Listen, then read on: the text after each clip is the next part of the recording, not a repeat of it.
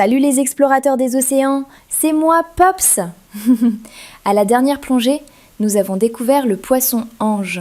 Aujourd'hui, on plonge dans les eaux chaudes des océans. Rencontrer un poisson tout à fait spécial.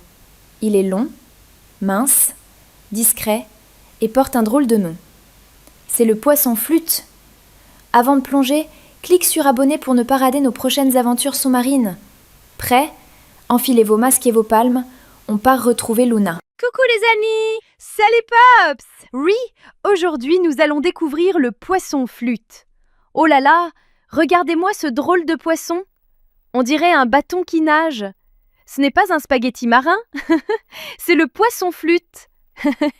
Il s'appelle comme ça parce que son corps est long et tout droit, un peu comme une flûte musicale. Mais attention, il ne joue pas de musique, hein. Le poisson flûte vit dans les mers tropicales, comme autour de l'Afrique, de l'Asie ou dans les Caraïbes, là où l'eau est bien chaude. Il peut mesurer jusqu'à 1 mètre de long. C'est plus grand que Pops sur ses pattes.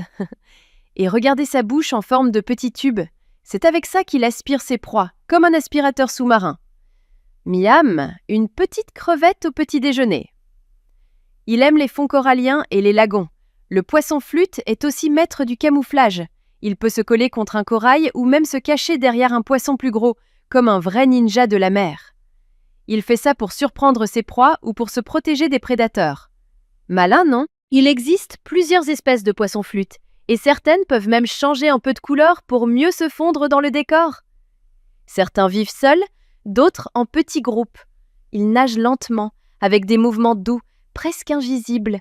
Et quand ils chassent, ils s'approchent tout doucement, puis, sloop, ils aspirent leur repas en un instant. Waouh, merci Luna pour toutes ces explications. Aujourd'hui, j'ai appris beaucoup de choses incroyables. Le poisson flûte vit dans les mers chaudes tropicales, là où l'eau est bien bleue. Il a un corps long et fin, tout droit comme une flûte. Il a une bouche en forme de tube qui lui sert à aspirer ses proies, comme un vrai aspirateur marin. Il se nourrit de petits poissons et de crevettes et il est super fort pour se camoufler. La prochaine fois, je vais rencontrer un animal très ancien. Il nage depuis des millions d'années. Il a une carapace qui n'est pas dure comme les autres, elle est souple et lisse. Tu devines lequel ? Si vous avez aimé plonger avec nous, mettez un petit pouce bleu, abonnez-vous pour ne pas manquer nos prochaines aventures et surtout, gardez vos yeux grands ouverts car la nature a beaucoup de trésors à nous montrer. Allez, je vous fais plein de léchouilles salées et je vous dis à très vite pour une nouvelle exploration avec Luna.